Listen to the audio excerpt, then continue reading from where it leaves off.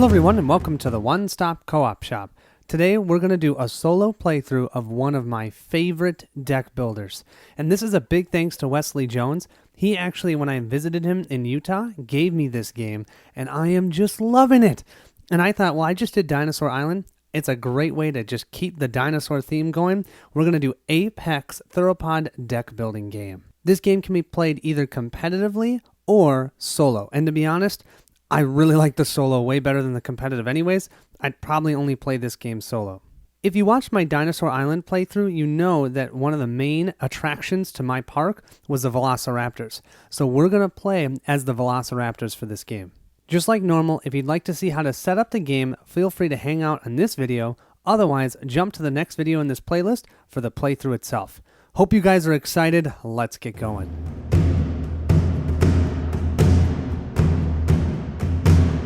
First thing that you'll want to do is grab a nesting grounds board. This is your own personalized board, and I don't know about you guys, but this is some of the best dinosaur art I've ever seen. It looks so cool. I love how this looks.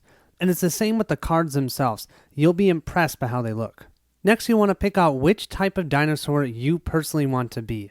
I've decided to do the velociraptors, so what we do is we pull out all the alpha cards and remove them from the game, which is the biggest bummer for a solo game. I think there's some variants where you can still play with the alphas, but it does make the game easier, so we're not going to do that. We're going to play the way you're supposed to play. So you take out the 3 alphas, then what you're supposed to do is remove 5 hatchlings, 1, 2, 3, 4, 5, and 1 juvenile, and then these 6 are going to be put together with some other cards to create your starting deck. This here is going to be your Apex deck. So I may or may not have found someone here in Minnesota that had all of the expansions and they were willing to sell them, so I have all of the expansions to this game. But because of that, we do have some different setups, so I'm going to show you that, but I'll also talk about what the regular setup would be. So regularly, all you'd have to do is take the rest of the cards that were left in that Apex deck, shuffle them up, and you're done. But with all the expansions, you get more Apex cards. The thing is, your Apex deck should be no bigger than 23 cards. 20 cards in total you'll choose from, and then 3 hatchlings.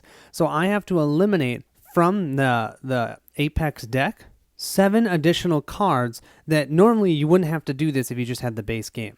So I'm not going to show you these too much in detail, but these are the 7 cards that I'm not going to play with my Apex deck. The rest of them I am going to play with, so what I'll do with this deck is I'll shuffle it up and then turn it face down on my nesting grounds. That Apex deck will be set right here. And then throughout the game, we'll be hatching cards from here that we can purchase throughout the actual playthrough. And I love this because it means every time I play, when I pick a different dinosaur, I get a fully new Apex deck and I get all new cards that I can purchase into my deck. Oh, it's so cool. Now we set up our starting deck. So our starting deck consists of 5 hatchlings of whichever dinosaur type we're playing. So 5 velociraptors, 1 juvenile. Then we have 4 different prey carcasses and 1 titan carcass. And you can see these numbers here. They denote how much you have for like purchasing power versus here these are for attack or hunt power. And you'll see how that works in the playthrough. Lastly, you get 1 evolve card and egg card. This is going to allow us to hatch a card and potentially even draw a card if we want. We'll grab these 12 cards, give them a shuffle, and then draw 6 of them to start the game.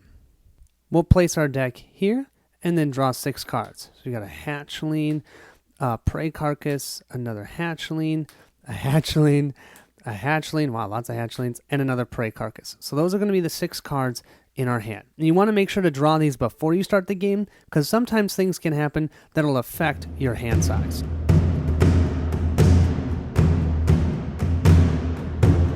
In this game, we are theropods, which means we're beast-footed dinosaurs that are bipedal. That means that they are some of the largest predators to ever walk the earth. And that means that we're going to be hunting these animals, other dinosaurs or animals, so that we can live and survive. We're going to need to create a hunt deck for us, and then that's going to be one of the things that we can do with our attack power is to go out and hunt all these different types of dinosaurs. Regardless of if you're playing with the base game or any of the expansions, you're going to have 5 different types of cards as well as a boss when you're playing solo. You'll have Titan cards, and those are usually going to be really hard to defeat because they're really big dinosaurs. You have Menace cards that you usually will mess with your hand. You have Predator cards that usually will attack other dinosaurs within the game trail. You have Prey cards, which are usually your easier ones to defeat. And then you have your big game, which usually are just somewhat larger dinosaurs that might hurt you when you try and hunt them.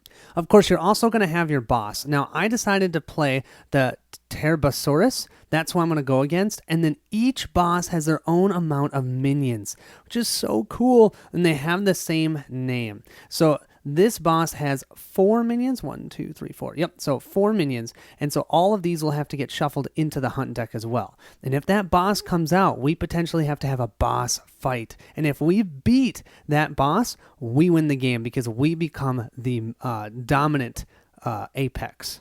So to set up the hunt deck, we're going to have different amounts of these cards randomly put in each time. And when you get the expansions, these decks are huge. So what you're going to see is you're going to do 5 prey and 5 big game cards. So I'm going to randomly pick 5 of each of these. You're going to put 2 of the Titan cards and 2 of the Menace cards, and then you'll have 1 Predator. And then we'll shuffle the boss and the minions into that deck. So I'm going to do that off screen, but I just wanted to show you how that worked. We'll place our hunt deck right here. The next step is setting up our evolve deck. Now, our evolve deck is going to be filled with some eggs. We know what eggs are because we already have one in our hand. We can always get more. But there's also going to be tons of these different cards that give us varying abilities, like draw a card, eliminate an affliction, or pick a card up from your discard pile, stuff like that. We can use animals that we have defeated or dinosaurs that we've defeated, their blue numbers. We can use their blue numbers to essentially buy these evolve cards. But we're going to have to make decisions on, do we want to buy evolve cards or dinosaurs that have hatched in our hatchery? So you've got lots of choices for where to use your money in this deck builder. I love it. So in this one, there's nothing you need to do. You just shuffle it up and set it on the board. If you even have all the expansions, nothing you need to take out. I just mentioned Affliction, and that is the next deck we're going to set up. So with the expansion provides you with 2 new types of afflictions, Broken Bones and a Fatal Pathogen.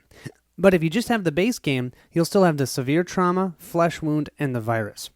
So if you're playing solo, you're going to want to set up a 28-card Affliction deck. You'll have 15 Flesh Wounds, 6 Severe Traumas, 3 Broken Bones, 3 Virus Affliction cards, and 1 Fatal Pathogen card. So I'm going to take these, shuffle them up, and create the Affliction deck. We'll set our Affliction deck right over here. We have our Evolve deck from before, we can set here. We also have alert cards, and I'll show you how the alerts work in the playthrough, but man, it's such a fun way of playing a game. You're going to have these ambush points that you can potentially ambush dinosaurs, but if you draw an alert card, you'll lose all of your ambushed dinosaurs, and you had to take turns to set it up. So yeah, you'll see that especially with these velociraptors. I'll have to do that at least once or twice. Then you'll also grab your defensive stance cards and the disaster area cards and just place them over here. Finally, we're going to set up the environment deck. After this, we've set up all the decks we need to. So we're going to draw 7 random event cards from this pile of events. Then, on the bottom of them, we're going to put this asteroid impact and extinction card. The asteroid one will always go second to last. The extinction will go last. Finally, if you want an easier or harder game, you put a certain amount of emergence cards. So 1 emergent card is a hard game, 2 is a moderate game, and 3 is an easy game. I'm playing with the velociraptors, which are considered to be a moderate level of difficulty. So I'm going to do 3 emerging cards to make it a tad bit easier because I am doing this on camera, and you know how it is. You always make silly mistakes when you're on camera. And because it gives you a couple more rounds so you guys can really see how this game plays. Because in essence, we'll have 7, 8, 9, 10, 11, 12 rounds in that we can generate our deck and make a better deck. Potentially that many amount of rounds before taking on the boss. The boss might show up earlier and we might decide to take on the boss earlier, but if nothing else, we've got 12 rounds where we can upgrade our deck to be the best possible Velociraptor deck. And how cool does that sound? I'm making a Velociraptor deck. Here's our 7-card event deck. I'm going to take the asteroid impact and the extinction, with the extinction on the bottom, place them on the bottom of this deck, and then the 3 emergence cards, flip them over, and put them on top of this deck. We'll place our environment deck right here. That is the setup for Apex. Hope you guys are excited as I am for this playthrough. I am so pumped. I love how this game plays. It's really good solo. It feels difficult, yet it's still quite enjoyable. And man, this art is wonderful. Now, Gray Board Gamer has a playthrough already out there. Check it out. He does a great job of going through everything, and I'm sure I'm going to miss things. He doesn't miss it. He is awesome. I think he uses the Gigantosauruses against the Tyrannosaurus Rexes. Oh, so cool. Also, Ricky Royal does a playthrough. He uses a prototype version, and I honestly cannot remember which dinosaurs he uses, but that's another playthrough you guys can check out. Oh, and last thing, do you guys see this mini? Yeah, I love it. Look at that thing. So that is your first player marker if you are playing competitively, but I usually just keep this over to the side to remind myself how much I love dinosaurs. All right, with that, hope you guys are excited for the playthrough, and I will see you in the next episode.